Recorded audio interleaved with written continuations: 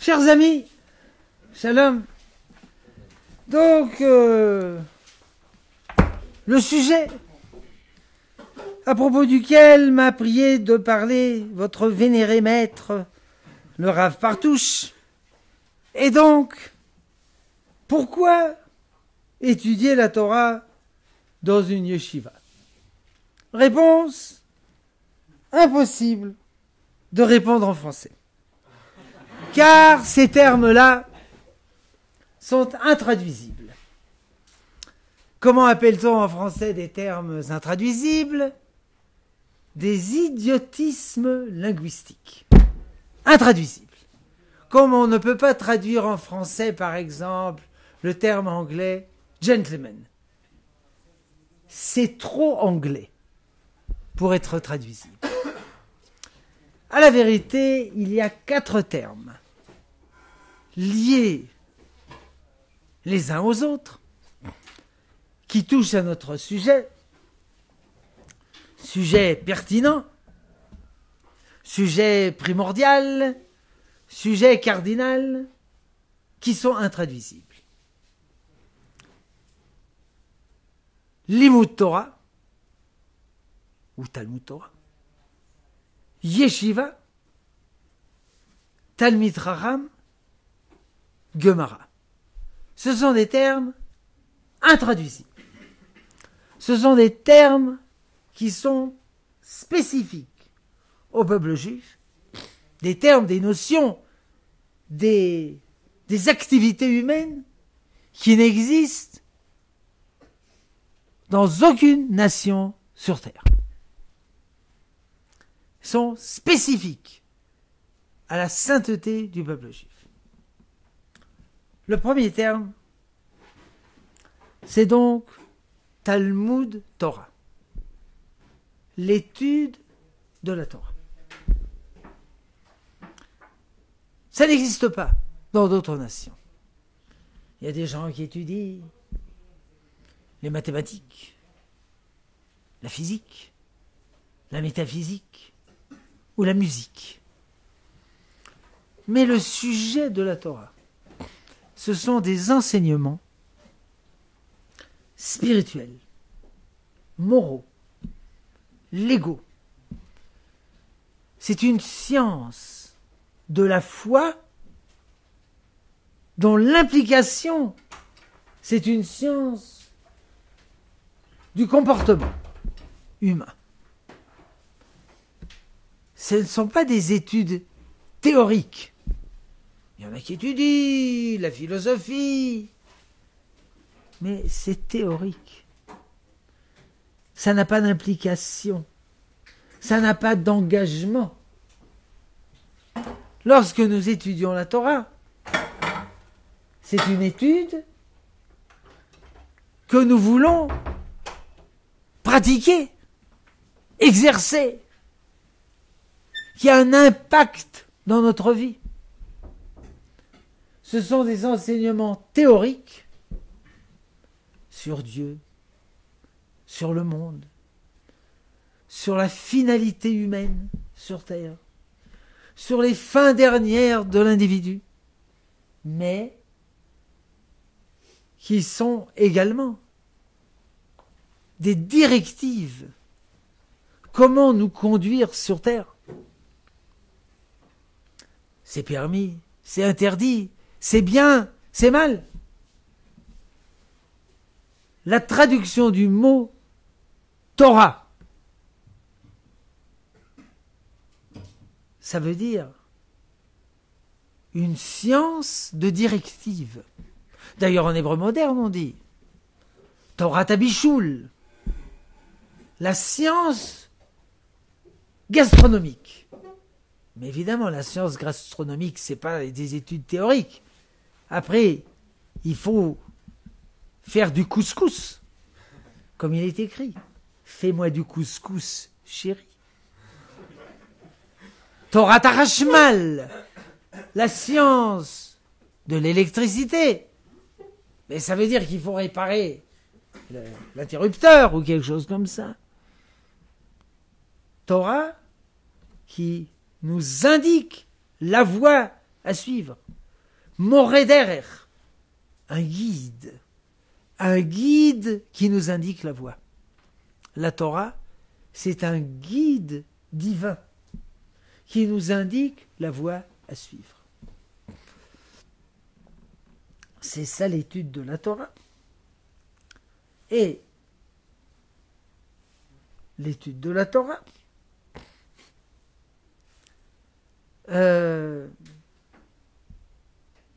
il n'existe pas de telle science dans aucune nation au monde qui inclut la profondeur de la foi et l'attachement à Dieu et l'amour de Dieu et la crainte de Dieu et l'adéquation à Dieu. Ça n'existe pas. Et dont les implications sont le comportement humain pendant toute sa vie. Talmud Torah. Limoud, Talmud. Talmud, c'est un terme beaucoup plus concentré que limoud. Talmud, ça veut dire un système entier, profond, organisé, organique de cette étude. Et cette étude de la Torah, elle se fait en dehors de toute préoccupation professionnelle. C'est pas un métier, c'est pas pour gagner sa vie. C'est par amour de l'étude.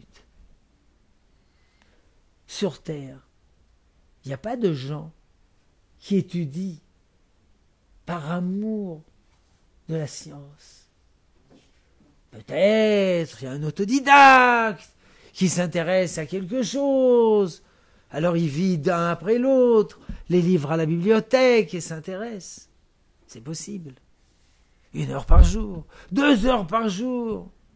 Peut-être qu'il est à la pension, alors il lit des livres toute la journée. Mais là, il y a un peuple entier qui consacre son temps libre à l'étude de la Torah. Il y a des gens qui étudient la Torah et c'est tout leur travail. Depuis l'âge de, 6 ans, jusqu'au jour de leur mort. Ils étudient la Torah jour et nuit sans arrêter. Et il y a des gens qui travaillent. L'un est ébéniste, l'autre est confiseur, le troisième est ingénieur, le quatrième est officier supérieur. Mais tout leur temps libre, ils étudient la Torah. Sans recevoir un centime, sans recevoir un diplôme. Ils étudient par l'amour de l'étude.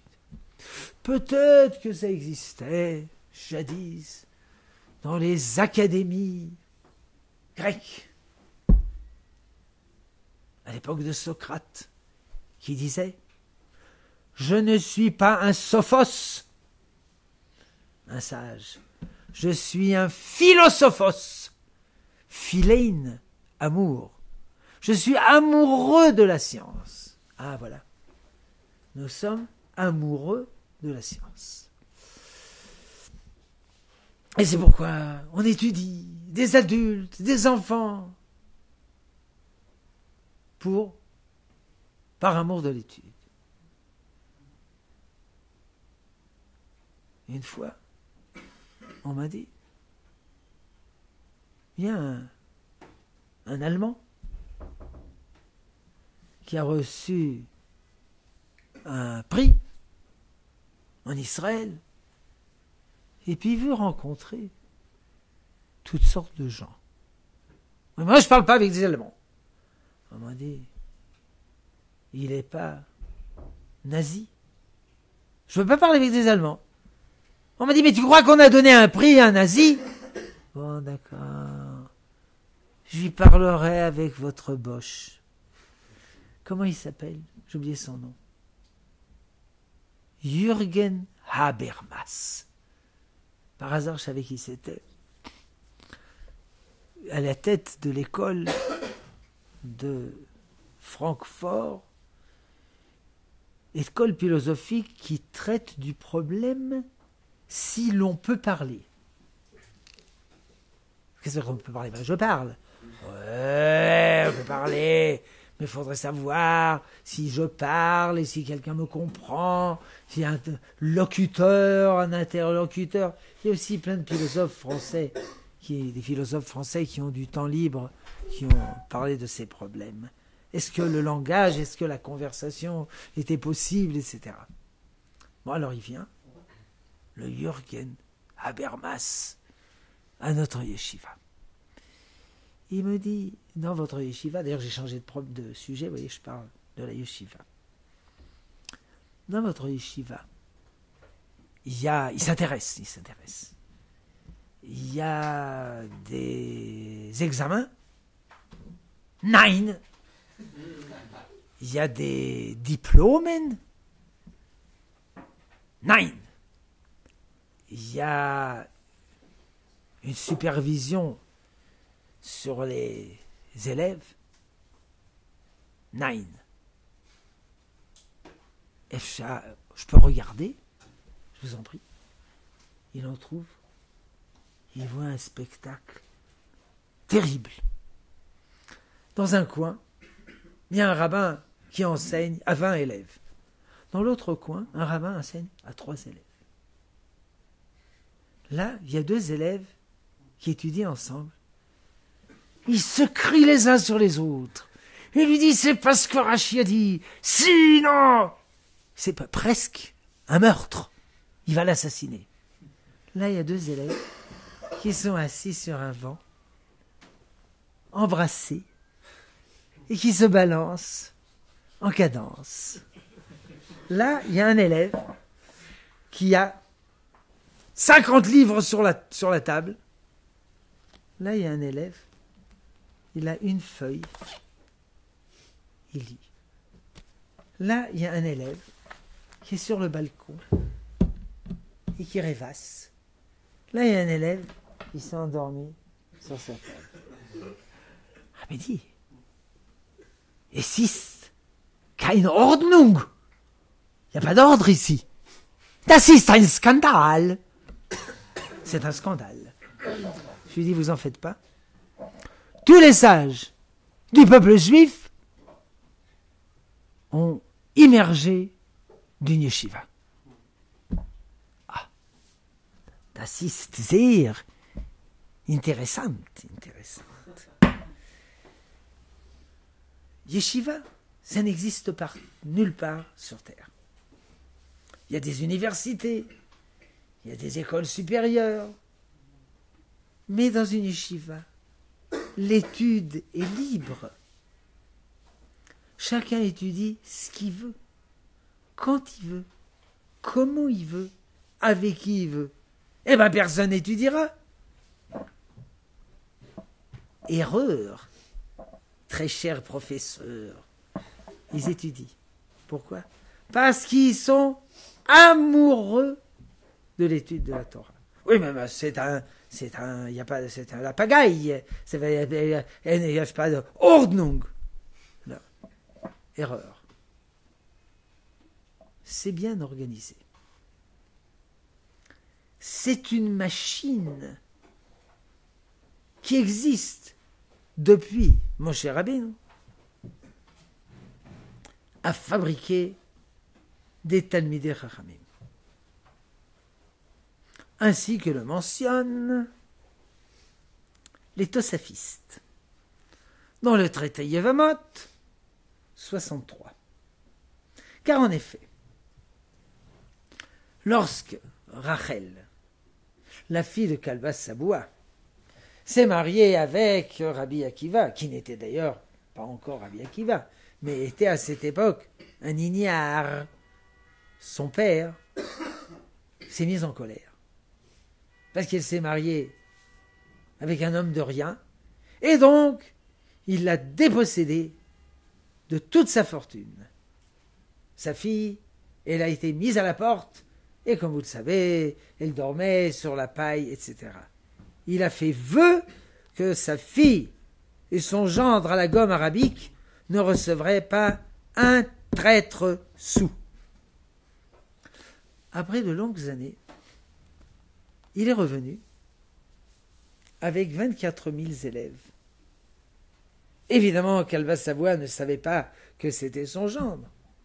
Il savait que c'était un grand sage. Il lui a dit « Est-ce que vous pourriez, monsieur le sérénissime et sublime rabbin, me délier de mon vœu, ce qui s'appelle Hatarat Nedarim. » Comment un rabbin délie un vœu?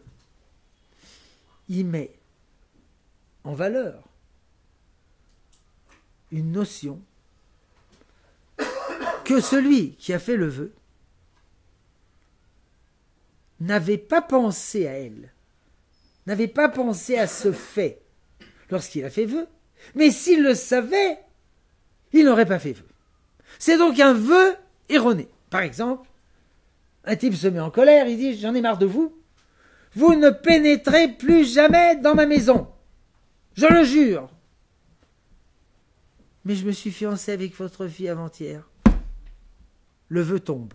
Parce que s'il savait que sa fille s'était fiancée, il n'aurait pas fait vœu. Puis moi, je me suis enivré, j'ai fait des bêtises, alors je fais vœu de plus boire de vin. Mince. Yom Shishi, qui douche. Le rabbin dit, quand vous avez fait vœu, vous avez pensé au fait qu'il y avait le kidouche? Non. Si vous y avez pensé, vous auriez fait vœu? Non. Le vœu est délié. Évidemment, on peut délier un vœu uniquement à partir d'une donnée existante, et non pas une donnée qui apparaîtra. Par exemple, j'en ai marre de vous, je jure, vous posez plus vos pieds dans mon palais. Et il se fiance après une semaine. Ça ne marche pas. Si vous saviez qu'il allait se fiancer, l'avenir, ça ne veut rien dire.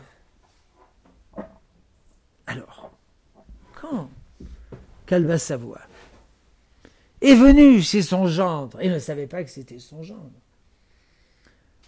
il a voulu délier le vœu. Hatarat Nedarim. Rabbi Akiva lui a dit, si vous saviez que votre gendre, après, saurait un peu de Mishnah, un peu, vous auriez fait vœu? Non. Si je savais qu'il saurait quelques versets de la Torah, un peu de Pentateuch, j'aurais pas fait vœu. Le vœu est délié. Objection, disait Tosafiste. C'est un vœu, c'est une déliation fondée sur l'avenir. Banolad, nolad, ce qui est né. C'est invalide, caduc et non avenu. Réponse des Tosafistes. À cette époque, c'est vrai. Il était encore un ignare, mais il étudiait déjà dans la yeshiva. Or, quand on étudie dans une yeshiva, c'est une machine à fabriquer des sages. C'est automatique. Évidemment, si on étudie. Pas si on dort toute la journée ou si on lit Astérix. Mais si on étudie la Torah, on sort sage. Après un certain nombre d'années, petit sage, grand sage, vous n'avez pas besoin de faire quelque chose de spécial. C'est automatique. C'est ce que les physiciens appellent a black box. Une boîte noire. In, out. Input, output. On entre un simple des mortels, on étudie selon le programme, et on sort un sage. C'est spécial, une yeshiva. La yeshiva, yeshiva ça veut dire on est assis. On peut étudier debout, évidemment. Mais yeshiva, ça veut dire on est installé de façon sérieuse, comme au yeshivat haaretz. On habite, on est Eretz Israël. Et on habite dans la yeshiva, on est installé de façon sérieuse. On ne disparaît pas toutes les 10 minutes pour s'acheter des baguettes en face, mais on est installé sérieusement. Alors, on devient un sage.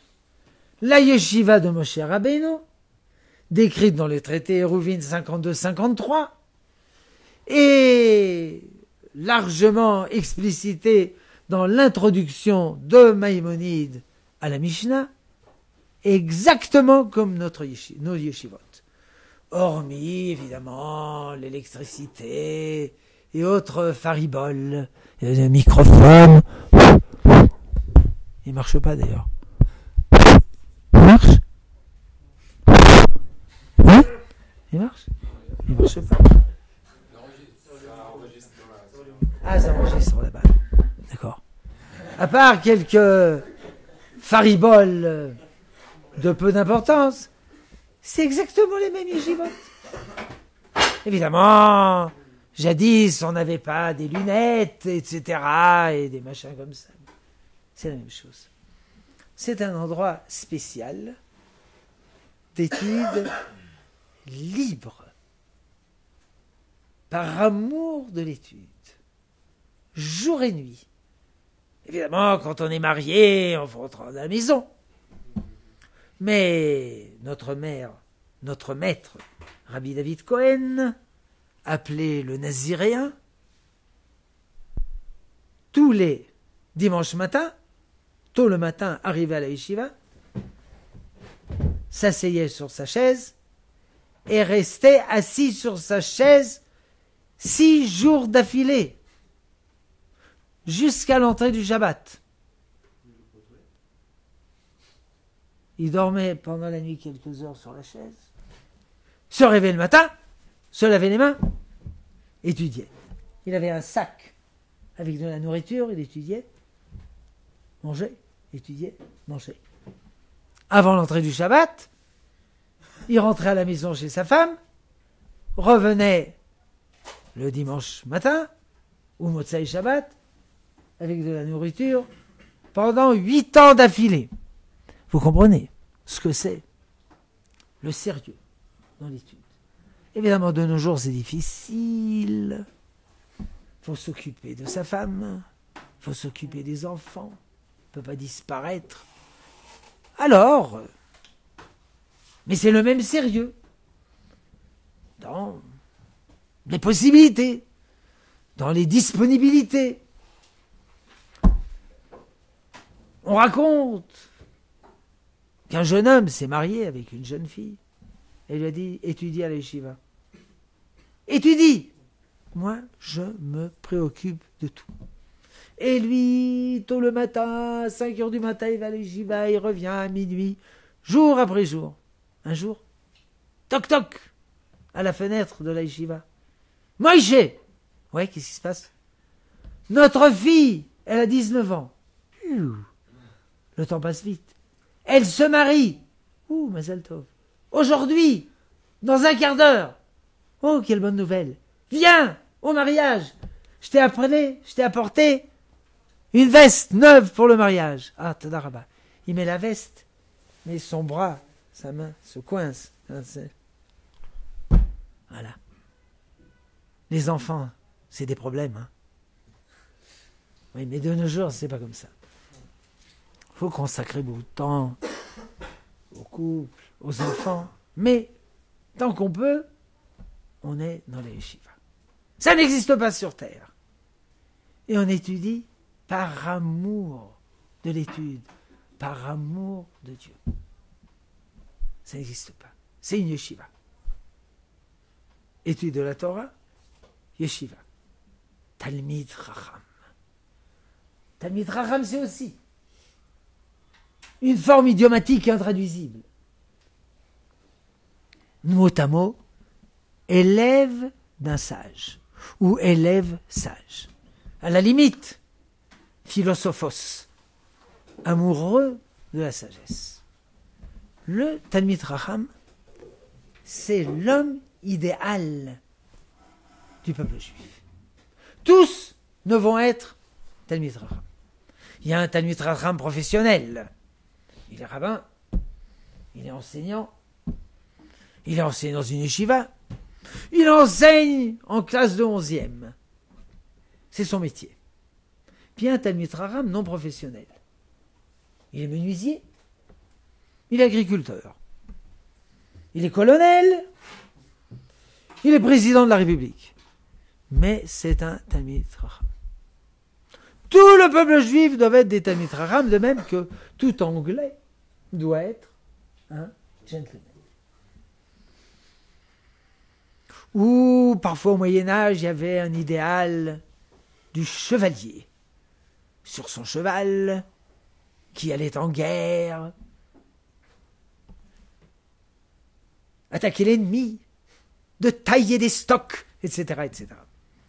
Où il y avait également l'idéal du moine, d'un moine versé dans la contemplation. Il y avait aussi des chevaliers moines, l'ordre des Templiers, etc., etc., toutes sortes d'imbécilités. Nous, l'idéal, c'est le Talmid Chacham. C'est spécial. Le Talmid Chacham, c'est un homme d'une grande sagesse. Une sagesse qui inclut toutes les disciplines de la Torah. Parce que, généralement, il y a quelqu'un qui étudie la médecine, et l'autre les mathématiques, et l'autre la physique, et puis il y a des médecins. Il y a un médecin oculiste, il y a un médecin des oreilles, puis il y a des médecins, etc., etc. Mais le Talmid Chacham, il étudie tout, dans la mesure de ses possibilités. Tout. Tous les sujets. Et encore une fois par amour. Il étudie et il pratique. Il est engagé. Tout ce qu'on étudie, c'est pour le respecter. C'est une personnalité particulière, le Talmid Chacham. Et c'est pas forcé qu'il soit habillé avec une veste. Il peut être habillé comme n'importe qui. Mais il a une profonde sagesse. La science infuse, c'est le salut du peuple juif. C'est l'âme du peuple juif. Et c'est aussi l'âme de l'humanité entière. Le Talmud Torah, l'étude de la Torah, dans la yeshiva, endroit spécialement conçu par Moshe Rabbeinu pour l'étude de la Torah, forge petit à petit le Talmid Chacham. Parfois, l'on se demande quelles sont les facultés inhérentes nécessaires pour devenir Talmid Chacham. Parce que si vous voulez être un médecin, pas chacun peut l'être. Il y a des examens. Pas chacun peut être officier à l'armée. Pas chacun peut être officier de police. Il y a toutes sortes d'examens préliminaires et préalables afin d'élaguer ceux qui ne conviennent pas, pour qu'on ne perde pas notre temps et notre argent à les enseigner et qu'on ne leur cause pas des frustrations terribles d'être mis hors de circuit. Quelles sont les facultés intellectuelles, émotionnelles, nécessaires pour être un Talmid Chacham? On a cherché et on n'a rien trouvé. Rien. Il y a un Talmid Chacham qui a une mémoire extraordinaire. Il lit une chose une fois, il s'en rappelle. Il y a un Talmid Chacham dont le cerveau est une oubliette. Il étudie, oublie, étudie, oublie, étudie, oublie. Par exemple, moi, j'étudie, j'oublie. Parfois, on me pose une question rabbinique, je réponds. Quelqu'un me dit, t'as écrit un responsable rabbinique à ce sujet dans ton livre. Oui, regarde, oui, c'est vrai. Oui, intéressant, je ne savais pas, j'ai oublié. J'ai oublié ce que j'ai écrit. Pas seulement oublier ce que les autres m'ont enseigné. Il y a un Talmid Racham qui a une rapidité extraordinaire de compréhension. En 5 minutes, il a tout compris. Il y en a d'autres qui ont besoin de 5 heures, 5 jours, 50 jours pour comprendre. Ils ont une tête de bois. Il y a un Talmid Racham qui est social. Il sourit. Il met la main sur l'épaule. Il y en a d'autres qui sont renfermés en eux-mêmes, qui ont une humilité extraordinaire. Il y a un Talmid Racham qui s'est donné une conférence, un chiour. Il y a des géants de l'esprit qui n'ont pas donné un chiour de toute leur vie. Ils ne savent pas. Il y en a qui ont écrit des livres, et puis qui ont une verve épistolaire sans pareil. Il y en a d'autres qui n'ont jamais écrit une ligne. Bref. Il y en a qui ont le trac, qui ont peur de parler. Il y en a qui parlent librement. Maïmonide a raison. Ainsi qu'il écrit dans ses lois sur l'étude de la Torah. Chapitre 3, alinéa 1. La prêtrise, c'est à la descendance d'Aaron. La royauté, c'est à la descendance de David. La Torah, elle appartient à tout le peuple juif. Comme il est écrit, Torah tziva lanu Moshe. Moshe, Rabbeinu, nous a donné la Torah. Moracha, héritage, Kilat Yaakov, de toute l'assemblée de Yaakov. C'est à tout le monde. Mishirotse, celui qui veut, Yavo Veikar. Chacun, tout un, peut l'apprendre. Il y a une seule condition. S'il veut, elle est à lui. S'il veut pas, impossible de le forcer. On peut forcer un élève à l'école d'étudier 1 heure par jour pour réussir au baccalauréat, d'accord. Mais pour étudier la Torah, celui qui veut, c'est une seule condition, en un mot. Il veut. Celui qui veut, peut. Quand j'étais à l'école, entre autres souffrances, j'ai appris l'allemand. Et le livre d'allemand s'appelait Verwil der kann. Verwil, celui qui veut, der kann, il peut. Je ne sais pas si c'est vrai pour l'étude de l'allemand. Sehr schwer. Mais pour l'étude de la Torah, celui qui veut peut le devenir. Mais il faut qu'il le veuille. Il y avait un petit garçon qui s'appelait Yosl, qui habitait dans la ville Ezéir. Sloutsk, en Russie. Sloutsk. Ce petit garçon, il s'est fait virer de toutes les écoles. Parce qu'il ne voulait pas étudier et puis il dérangeait. Alors il se promenait dans la rue, connaissait de leur nom tous les chats et tous les chiens, et savait grimper sur tous les arbres. Puis un jour, il a entendu un père qui criait sur son fils. Il a dit, c'est intéressant, on va voir ce qu'il lui dit. Il a grimpé sur la gouttière, là aussi, il était expert. Et le père a dit à son fils, je t'avertis, si tu continues à faire le fumiste, tu vas finir comme Yosl. Alors Yosl a dit, rien ne va plus. J'ai cessé d'être une personne humaine, je suis devenu une définition, un concept. Ça ne marchera pas. Il est rentré à la maison et a dit, papa, maman, ouais, je vais étudier dans une yeshiva. Ouais, étudier dans une yeshiva. Ouais. C'est viré. L'école maternelle, il va à la yeshiva. Non, je suis sérieux, je vais à la yeshiva. Bah, évidemment, se faire virer d'une yeshiva, c'est beaucoup plus honorable que de se faire virer d'une école. Non, je suis sérieux, je vais à la yeshiva. Ils n'arrivaient pas à avaler leur bonheur. Quelle yeshiva? Yeshiva de Volojine. À nouveau avec tes bêtises. Tu vas aller à la yeshiva la plus grande d'Europe? Papa, maman. Si je le fais à fond. Préparez-moi un bagage. Il a pris son bagage. Il est allé 3 jours à pied. Il est arrivé à l'Yeshiva de Volojine. Il a ouvert la porte. Hey, petit mec, qu'est-ce que tu veux?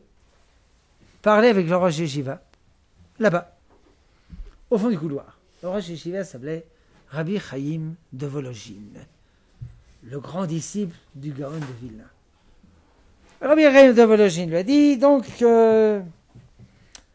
veux étudier que la yeshiva? Ouais, alors, on va te faire un examen. Il faut connaître la moitié du chasse. Shloshas Darim, ça s'appelle. 3 traités. 3 ordres en profondeur. Tu connais 3 ordres en profondeur? Non. Un ordre en profondeur? Non. Une asérette d'un traité en profondeur? Non. Un traité en lecture directe? Non. Un chapitre? Non. Une page? Non. Qu'est-ce que tu connais en Gemara? Rien. Le Mishnah? Rien. Torah? Rien. Qu'est-ce que tu sais en Torah? Rien. Alors qu'est-ce que tu veux faire là? Je veux étudier. Accepter. Il veut. Alors évidemment, on ne pouvait pas lui trouver un condisciple. Alors il a arrangé des condisciples qui lui enseignaient une demi-heure la Torah. Après 1 mois, il connaissait toute la Torah. Condisciple, 1 heure la Mishnah. Après 2 mois, il connaissait toute la Mishnah. Condisciple qui lui enseignait la Gemara, 1h30. Là, ça va passer vite. Mais après 6 mois, il étudiait régulièrement. On l'appelait Yosl le 18. Parce qu'il étudiait 18 heures d'affilée. Il n'était pas le seul. Il y avait des élèves qui étudiaient à 18 heures d'affilée. Il y avait des grandes colonnes qui soutenaient le toit. Ils étudiaient derrière les colonnes. Parce que toujours des gens qui viennent, comment ça va? Puis ça va les affaires. Alors, mec, c'est comme ça on ne peut pas étudier. Donc ils étaient derrière les colonnes. Il étudiait. Un jour, une lettre de sa mère. Yosl rentre à la maison. La rue des tailleurs s'est embrasée dans les flammes. On n'a pas de gain de pain. Rentre à la maison. Il est allé chez le Rosh Yeshiva. Rentre pas à la maison. Voilà de l'argent. Envoie à ta mère. Après 6 mois, nouvelle lettre. Yosl, je t'ai dit de rentrer à la maison. On n'a pas de gain de pain. Papa, on est devenu malade. Rentre à la maison. Il est allé chez le Rosh Yeshiva. Rentre pas à la maison. Voilà de l'argent. Envoie à ta mère. Il envoie à sa mère. Après 6 mois, lettre terrible. Yosl, papa est mort de chagrin. Rentre à la maison. Je t'ai dit de rentrer.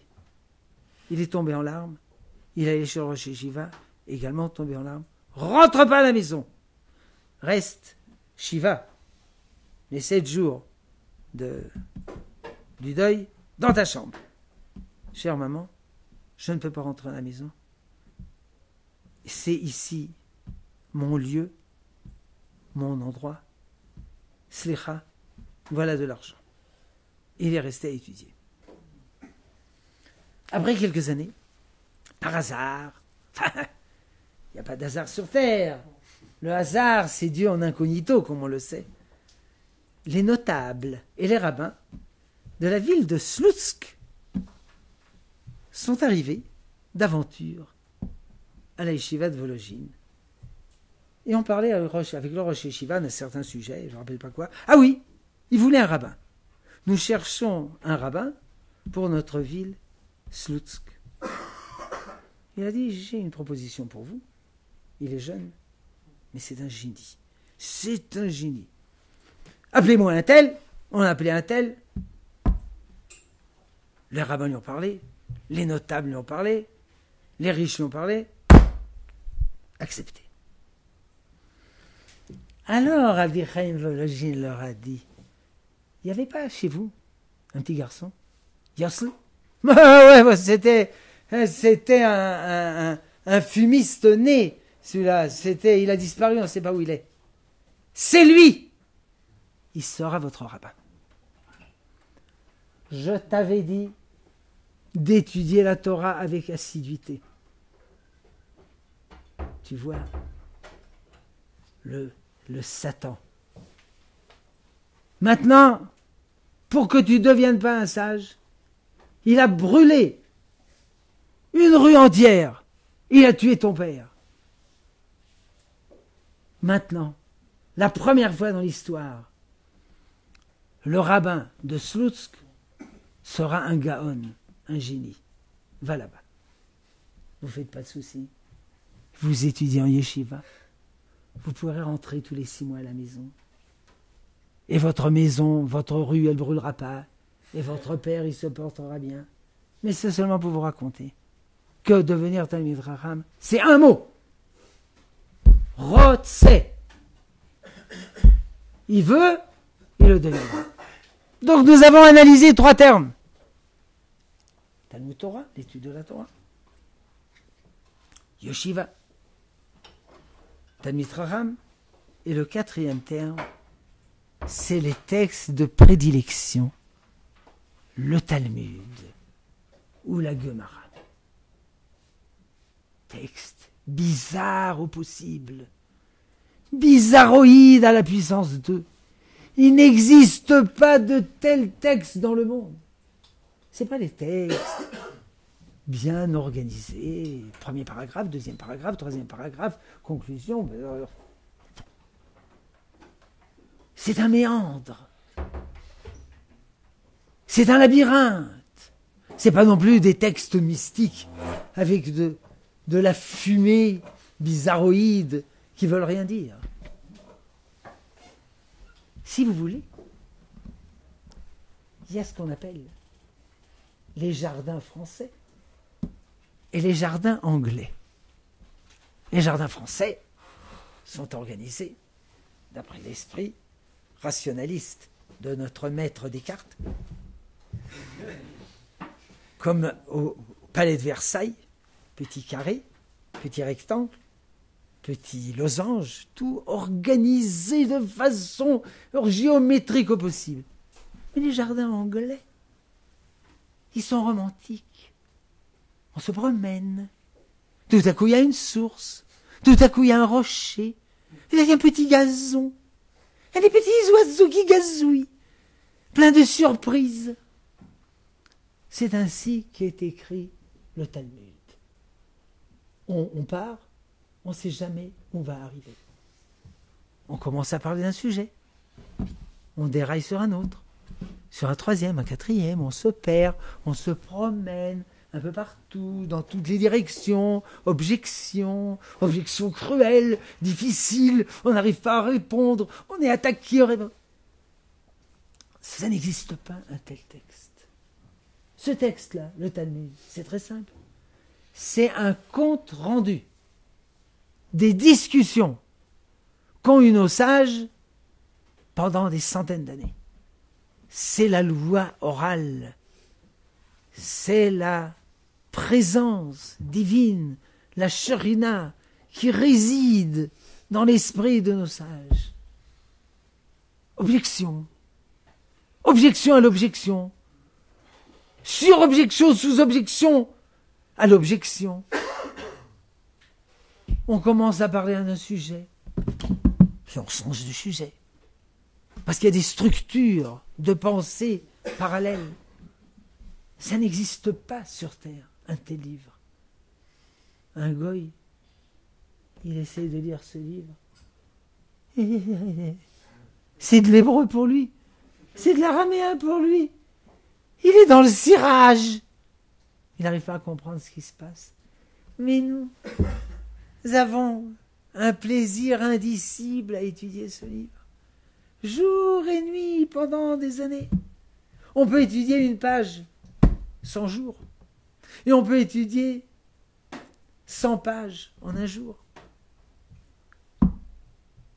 Le Rav Kook étudiait 60 pages par jour. Le Gaon de Vilna, 150 pages par jour. Mais parfois, il étudiait une page en 60 jours. Ravashi, le compilateur du Talmud, a mis 30 ans à finir le Talmud. Mais également, il le finissait aussi en 30 jours. Rapidement, lentement.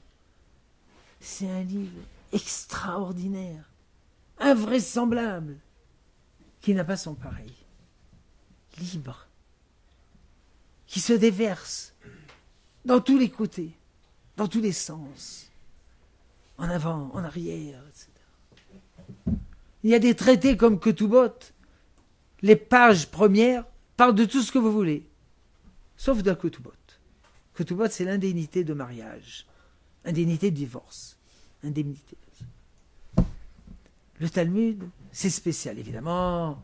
Il faut étudier la Mishnah, il faut étudier la Torah, il faut étudier les livres de foi, il faut étudier les livres de moralité, d'édification morale, etc. Mais la Gemara, c'est l'essentiel de notre étude. C'est un livre incompréhensible à un esprit autre qu'un esprit juif. Donc il y a 4 termes imbriqués les uns dans les autres, intraduisibles. Ce sont des concepts qui n'existent pas dans le monde. L'étude de la Torah, la yeshiva, le Talmid Chacham, la Gemara. Étant donné qu'il reste encore 5 minutes, si vous avez des questions, je vous répondrai. Après, demande d'excuses. Je parle jamais français. C'est rarissime que je parle français. Étant donné que je suis parti de France, de la douce France, avec les clochers de mon enfance, ça fait environ 50 ans. Ça fait 50 ans que je n'ai point parlé français. Et ce qui est plus gravissime, je ne suis pas un littéraire. Je suis ce qu'on appelle un matheux. Alors je ne sais pas très bien le français. Alors il faut m'excuser si ma langue n'est pas fleurie. Question. Comment vous devez dire Talmid Chacham entre l'armée, les limoudim, etc., les études? Aucun problème. Si vous voulez aller à l'armée toute votre vie et devenir un colonel ou un général, alors on ne peut pas devenir tellement un Talmid Chacham. Mais si vous voulez aller à l'armée 6 mois, 9 mois, 1 an, 2 ans, 3 ans, vous pouvez devenir un Talmid Chacham. Ou bien vous pouvez d'abord étudier à la yeshiva et après aller à l'armée. Dans les yeshivot sionistes, tous vont à l'armée. Mais pas tout de suite. D'abord ils étudient la Torah. 1 an, 2 ans, 3 ans, 4 ans, 5 ans, 6 ans, 7 ans, 8 ans, 9 ans. Et après ils vont à l'armée. Puis parfois ils reviennent de l'armée. Une fois il y a un type, il vient à la yeshiva. Il dit, ouais, je peux étudier à la yeshiva. Ouais, vous venez d'où? À l'armée. Vous étiez combien d'années à l'armée? Oh, de longues années. J'étais capitaine d'unité spéciale. Sayeret Ramatkal. Unité de chef, capitaine de l'unité spéciale du chef d'état-major. Et alors, j'ai reçu 1 an de vacances. Vacation, étudier. Après 1 an, il me dit, je vais étudier encore 1 an. Je lui dis, dommage. Ici, vous êtes un simple élève. Non, c'est rien. Là-bas, vous êtes un officier d'une unité spéciale. Dommage. Et je vais étudier, à condition que vous deveniez un officier en Torah. je deviendrai un officier en Torah. Effectivement, il a étudié la Torah, il est devenu un rabbin, il a été à la tête de la Mechina, ce qu'on appelle l'école pré-militaire, et après, il est retourné à l'armée en tant que sous-grand rabbin de l'armée d'Israël, à savoir celui qui est responsable de la halakha dans l'armée israélienne. Alors il m'a eu, hein. Il a étudié, il est devenu un grand sage, et il est retourné à l'armée. Et c'est lui qui est responsable de la halakha dans toute l'armée. Donc on peut également... Alors il a... Comment ça s'appelle? Il a 3 machins, 3 ronds. 3 ronds, c'est... 3 falafel, mais c'est quoi?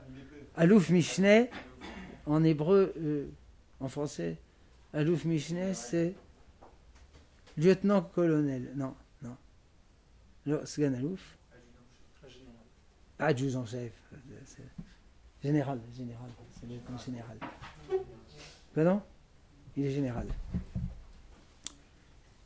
Yesh. Et Seren, commandant. Sgan Alouf, lieutenant-colonel. Colonel, il est colonel. 3 machins, c'est colonel, si je ne m'abuse. Donc, on peut étudier la Torah, on peut aller à l'armée, mais on ne peut pas faire 2 choses à la fois. On ne peut pas courir tous les chats. Oui. D'accord, oui. Dernière question. Oui. Vous avez dit qu'il faut devenir un sage. Mais comment on voit quand on atteint ce niveau de sage? Il n'y a pas de limite, non? Il n'y a pas de limite. Il y a des petits sages, il y a des grands sages, il y a des super sages. Mais il y a toutes sortes de sages, comme à l'armée. Il y a des caporaux, il y a des sergents, il y a des adjudants, il y a des généraux, 1 étoile, 2 étoiles, 3 étoiles, 4 étoiles. Il y a des soldats à armes lourdes. Et il y a des fantassins voltigeurs. Il y a toutes sortes de sages. Il y a des sages qui conviennent à enseigner aux enfants en 11e, en 6e, en terminale, en yeshivot. Mais tous sont des sages. On n'est pas obligé d'être identiques. Toutes sortes de Talmid Racham. Il y a des sages qui sont rabbins d'une ville, rabbins d'une yeshiva. Il y a des rabbins, des sages francophones, anglophones, espagnols, hispanophones. Le monsieur en question là, c'est un rabbin anglophone. C'est pas grave. Il est quand même juif. Il y a toutes sortes de rabbins. Bien. Alors, fortement conseillé. À quel âge? Quel est l'âge limite pour commencer à étudier la Torah? Aucune. Rabbi Akiva, il a commencé à l'âge de 40 ans. Et ce n'était pas le seul. Rabbi Eliezer, à l'âge de 40 ans. Rabban Yochanan ben Zakkai, à l'âge de 40 ans. Vous n'êtes pas obligé d'attendre jusqu'à 40 ans et jusqu'à 40 ans jouer au billard. Un peu avant, mais il n'y a pas d'âge. On peut commencer à l'âge de 40 ans. D'ailleurs, quand j'étais en France, il y avait un philosophe que les Français admiraient beaucoup, Bachelard. Vous avez entendu Bachelard? Ce Bachelard, c'était un philosophe qui était autodidacte. Quel était son métier? Postier. Il distribuait des lettres. Et dans son temps libre, il étudiait la philosophie. Et il est devenu le philosophe français le plus estimé. Cherchez dans vos encyclopédies. Bachelard. Et les profs de philo, enfin, j'ai pas étudié la philo, mais même en Mathelem, on avait 4 heures de philo. Les pauvres. Ceux qui faisaient philo avaient 8 heures de philo. Nous, Mathelem, seulement 4 heures. Les profs de philo, toujours en parlaient avec un grand respect. Bachelard, bien qu'il était postier. Donc vous pouvez travailler à la poste et devenir Talmid Racham. Mais à Charim, il y a un type. Une fois, j'ai acheté chez lui des bananes. Qu'est-ce qu'ils ont son métier? il vend des fruits et légumes. De 8 heures du matin à 4 heures de l'après-midi. 8 heures. À 4 heures de l'après-midi, il va à la yeshiva en face, il étudie de 4 heures jusqu'à minuit. 8 heures par jour. Depuis 50 ans. Alors, c'est un grand érudit. Bien que de son métier, il vende des fruits et des légumes. Aucun problème. Mais c'est un sage. Quand dans le peuple juif, il y aura une grande proportion de Talmidei Chachamim, masse critique, tout le peuple juif basculera et deviendra un peuple, Mamlechet Kohanim, Vegoy Kadosh, un royaume de paix, prêtres et un peuple saint. Shalom.